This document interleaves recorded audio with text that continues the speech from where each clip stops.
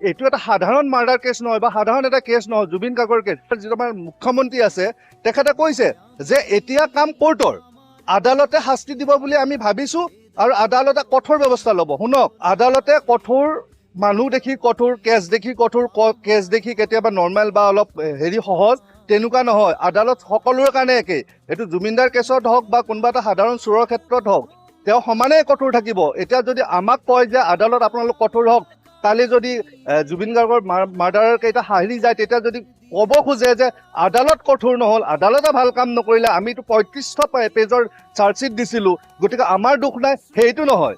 3500 পেজৰ চাৰ্জশ্বিটত আপুনি ক্ৰেডিট ল'ব নালাগে। আপোনালোকে ক্ৰেডিট লওক যে আমি এনেকুৱা চাৰ্জশ্বিট দিছো য'ত সেই মাৰ্ডাৰ কেইজন হাৰি যাব পৰা নাই। আমি বাৰে বাৰে কৈছো যে আমাৰ আৱেগ, অনুভূতি, বিবেক, মগজু কেইটামান টকাৰ কাৰণে বিক্ৰী নকৰো। গ্ৰাছৰুট তৃণমূলৰ মানুহৰ যিখিনি চাফাৰিং, যিখিনি মানে দুখ বেদনা আছে, সেই বেদনাখিনি উকিল সমাজে বুজি পায়। মই চৰকাৰক, আমি উকিল সন্থা গুৱাহাটীৰ তৰফৰ পৰা অসম চৰকাৰ, আমাৰ সন্মানীয় মুখ্য ন্যায়িক দণ্ডাধীশ, গুৱাহাটী হাইকোৰ্ট, আমি নিশ্চয় আমাৰ উকিল সন্থাৰ তৰফৰ পৰা তেওঁলোকক লিখিম যাতে অতি সোনকালে এখন fast track court, special designated fast track court, মানে মই কৈছো যে যিখন কোৰ্টে কেৱল জুবিন গাৰ্গৰে কেছটো কৰিব, তেনেকুৱা এখন কোৰ্ট অনতিপলমে এষ্টাব্লিছ কৰক।